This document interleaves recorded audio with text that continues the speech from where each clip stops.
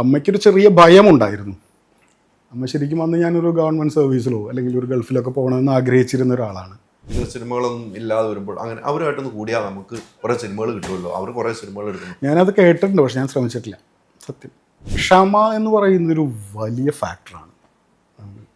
കാത്തിരിക്കുന്നവനെ കനകം കൊണ്ടെത്തരും പടച്ചോൻ എന്ന് പറഞ്ഞതുപോലെയാണ് സിനിമയിൽ കാത്തിരിപ്പ്, അല്ലെങ്കിൽ ആ ക്ഷമയോടെ കാത്തിരിക്കാൻ കഴിയുക എന്നൊരു മനസ്സുണ്ടാവുക എന്നുള്ളത് വലിയ കാര്യമാണ്. നജീബ് കഥ പറയുന്ന രീതിയുണ്ട്.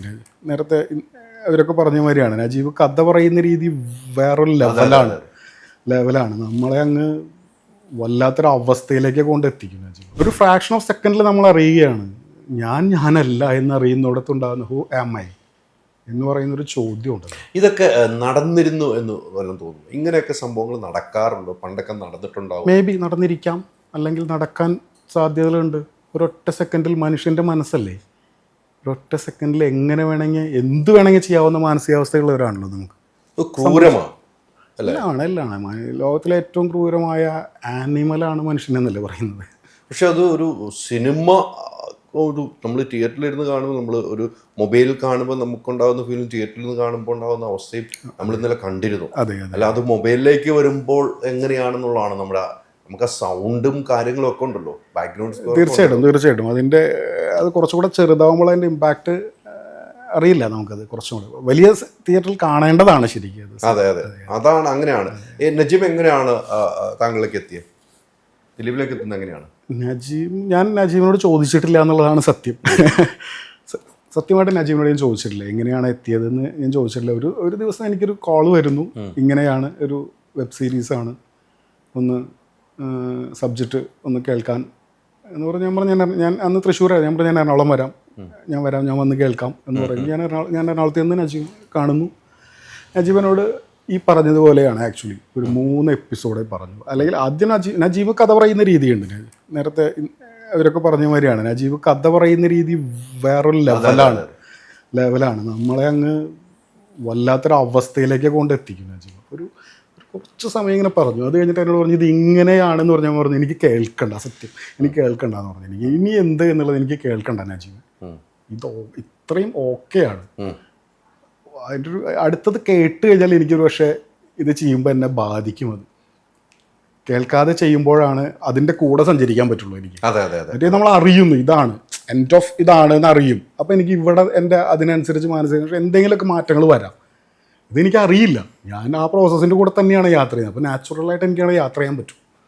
ഒരു സിനിമാ പാരമ്പര്യമൊന്നുമില്ല അല്ലേ? ഒന്നും പറഞ്ഞ പോലെ കലോത്സവ വേദിയിൽ നാടകവും അങ്ങനെ ഒരു സൗഹൃദ വലയത്തിൽ ഒരു സിനിമാ പാരമ്പര്യമില്ലാതെ ഇത്രയും മേഖലയിൽ പിടിച്ചു വയ്ക്കുമ്പോൾ അതിനുണ്ടാകുന്ന ഒരു ബുദ്ധിമുട്ടുകൾ എന്തെങ്കിലും അനുഭവിച്ചിട്ടുണ്ടോ? ബുദ്ധിമുട്ടുകൾ മാത്രമേ ഉള്ളൂ.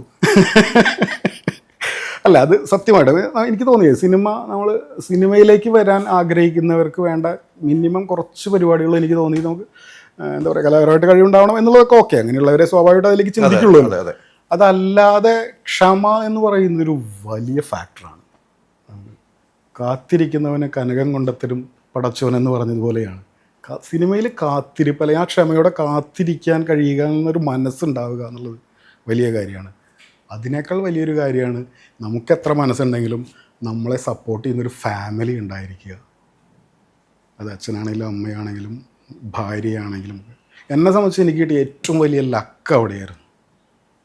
വിവാഹത്തിന് മുൻപ് എൻ്റെ ഫാമിലിയിൽ അച്ഛനാണെങ്കിലും എൻ്റെ സിസ്റ്റർ ആണെങ്കിലൊക്കെ ഞാൻ ഈ കാത്തിരിക്കുന്നതിന് ഭയങ്കര സപ്പോർട്ടീവായിരുന്നു. അമ്മയ്ക്കൊരു ചെറിയ ഭയമുണ്ടായിരുന്നു. അമ്മ ശരിക്കും അന്ന് ഞാനൊരു ഗവൺമെൻറ് സർവീസിലോ അല്ലെങ്കിൽ ഒരു ഗൾഫിലൊക്കെ പോകണമെന്ന് ആഗ്രഹിച്ചിരുന്ന ഒരാളാണ്. അമ്മയ്ക്കൊരു ചെറിയ ഭയം ഉണ്ടായിരുന്നു. പക്ഷേ അച്ഛനും ചേച്ചിയൊക്കെ ഭയങ്കര സപ്പോർട്ടീവായിരുന്നു. അമ്മ സപ്പോർട്ടീവ് അല്ല എന്നല്ല പറയുന്നത്, എന്നാലും അമ്മ എന്നുള്ളൊരു മനസ്സുണ്ടല്ലോ അവരുടെ, സ്വാഭാവികമായിട്ട് നമ്മളെപ്പോഴും സെക്യൂർ ആവണം എന്ന്. അപ്പോൾ ആ ഒരു ഭയം അമ്മയ്ക്കുണ്ടായിരുന്നു വിവാഹത്തിന് മുൻപ്. അപ്പോൾ അവിടെയും പക്ഷേ ഞാൻ സേഫായിരുന്നു. അവരെന്നെ സപ്പോർട്ട് ചെയ്ത് നിന്നിരുന്നു.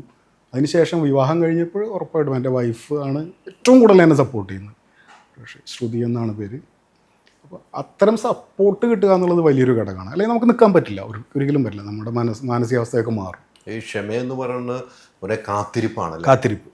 ഇത് വരും, ഈ വേഷം വരും, നമുക്കൊരു ദിവസം വരും, വരും, നമ്മുടേതായൊരു ദിവസം വരുമെന്ന് പറഞ്ഞൊരു കാത്തിരിപ്പ്. ഈ ജനഗണയ്ക്ക് ശേഷവും കഥാപാത്രങ്ങൾ വേണ്ട രീതിയിൽ ശ്രദ്ധിക്കപ്പെടുന്ന കഥാപാത്രത്തിലേക്ക് വളരെ കുറച്ചാണ്.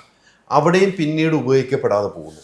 അതാണ് നമ്മുടെ അതിൽ വലിയൊരു ക്യാരക്ടറാണ് ചെയ്തിരിക്കുന്നത് അല്ലേ. തീർച്ചയായും. അതിൽ ആ വില്ലൻ എന്ന് പറയുന്നത് നമ്മുടെ മനസ്സിൽ ഇപ്പോഴും ആഴത്തിൽ ഏത് പടം ചെയ്താലും ഇനി അത് തന്നെ മനസ്സിൽ നിൽക്കുള്ളൂ. ഉറപ്പായിട്ടും. അത് മാറ്റില്ല. അതിൽ നിന്ന് മാറണമെങ്കിൽ അതിനപ്പുറത്തേക്ക് ചെയ്യണം. ഇത് ഇവിടെ വരുന്നതിന് തൊട്ടുള്ള മൊമെന്റ് വരെ പുറത്തിറങ്ങിയപ്പോൾ കണ്ട ഒരാൾ പറഞ്ഞത് ജനഗണമന ഭയങ്കര ഇഷ്ടമായിരുന്നു എന്നാണ് അവർ പറയുന്നത് ഇപ്പോൾ. തീർച്ചയായിട്ടും. അത്രയും വലിയൊരു ക്യാരക്ടർ ചെയ്തിട്ട് പിന്നെ എന്തുകൊണ്ടാണ് എന്നെ ഇങ്ങനെ ഉപയോഗിക്കുന്നില്ല എന്ന് അങ്ങനെ ചിന്തിക്കാറില്ലേ? എന്താണ് എനിക്ക് നല്ല വേഷങ്ങൾ വരുന്നില്ല, എന്താണ് എന്നെ ഓർക്കുന്നില്ലേ ഈ ഡയറക്ടർമാർ അല്ലെങ്കിൽ നിർമ്മാതാക്കൾ അല്ലെങ്കിൽ നമ്മുടെ കൂടെ അഭിനയിച്ച ആക്ടേഴ്സ് ഓർക്കുന്നില്ലേ എന്ന് ചിന്തിച്ചിട്ടുണ്ടോ?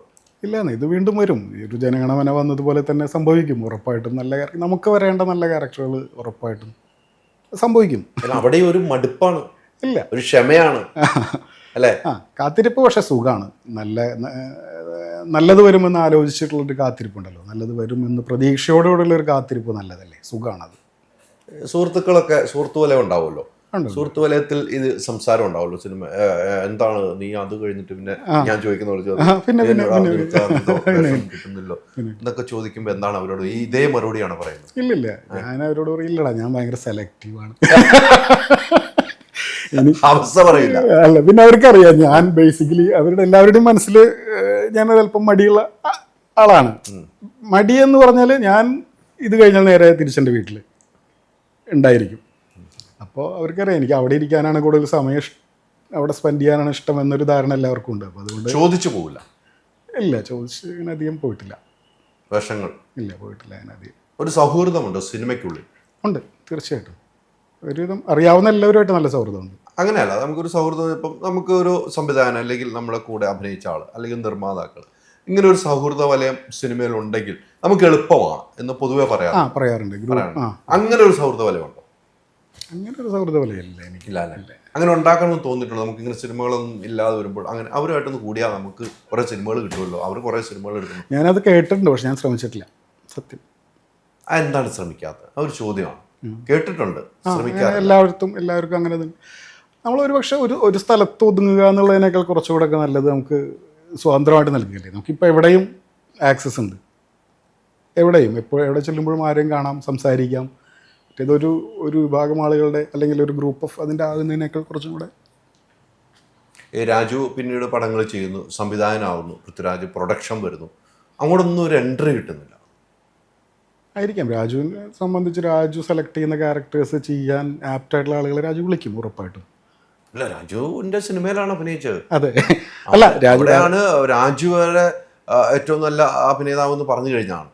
പിന്നീട് രാജു ഡയറക്ഷനിലേക്ക് പോകുന്നു, പൃഥ്വിരാജ് പ്രൊഡക്ഷൻ വരുന്നു, അവിടെ ഒന്നും എത്തുന്നില്ല. അവിടെയാണ് നമ്മുടെ ഒരു ചോദ്യം ഇങ്ങനെ ബാക്കി നിൽക്കുന്നത്.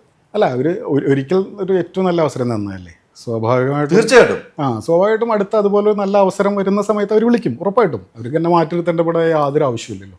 മാറ്റി നിർത്തിയെന്നല്ല, പക്ഷേ നമുക്ക് കിട്ടുന്നില്ല എന്ന് പറയുമ്പോഴാണ് നമുക്കൊക്കെ ഒരു പ്രേക്ഷക എന്ന നിലയിലുള്ള കാര്യമാണ് പറഞ്ഞത്. കിട്ടുന്നില്ല എന്ന് പറയുമ്പോൾ നമ്മളൊരു ചോദ്യചിഹ്നം അവിടെ ബാക്കി നിർത്തുകയാണ്. അല്ല, എനിക്ക് തോന്നുന്ന ഒരു നാളുകളിൽ ഏതെങ്കിലും ഒരു നല്ല കഥാപാത്രം വരുമ്പോൾ ഇത് ഇന്നാൾ ചെയ്താൽ നന്നായിരിക്കും എന്നൊരു ഉറച്ച വിശ്വാസം അവർക്ക് വരുന്നൊരു സമയമുണ്ടല്ലോ, ആ സമയത്ത് വിളിക്കും ഉറപ്പായിട്ടും. ഈ ഫാമിലി മാറ്റി വെച്ചാൽ നമ്മളെ കൂടെ നിന്ന് എപ്പോഴും നമ്മുടെ ദുഃഖങ്ങളാണെങ്കിൽ നമുക്ക് സപ്പോർട്ടിംഗ് ആയി നിൽക്കുന്ന ഒരു സുഹൃത്ത് വലയത്തിൽ ഒരാളുടെ പേര് അല്ലെങ്കിൽ ഒന്നിൽ കൂടുതൽ പേരുകൾ ഓർത്തെടുക്കുകയാണെങ്കിൽ ഏത് പേര് ഓർത്തെടുക്കും? എനിക്കങ്ങനെ കുറേ പേരുണ്ട്, ഞാൻ ഉറപ്പായിട്ടും അതിൽ ഒരാളുടെ പേര് പറയാൻ അതെ, ഒന്നിൽ കൂടുതൽ ഞാൻ പറയുകയും ചെയ്തു. അതെ അങ്ങനെയുണ്ട്, കുറേ പേരുണ്ട്. നമ്മൾ വളരെ സ്വകാര്യമായിട്ട് നമ്മളോട് കൂടെ നിൽക്കുന്ന ഒരുപാട് പേരുണ്ട്.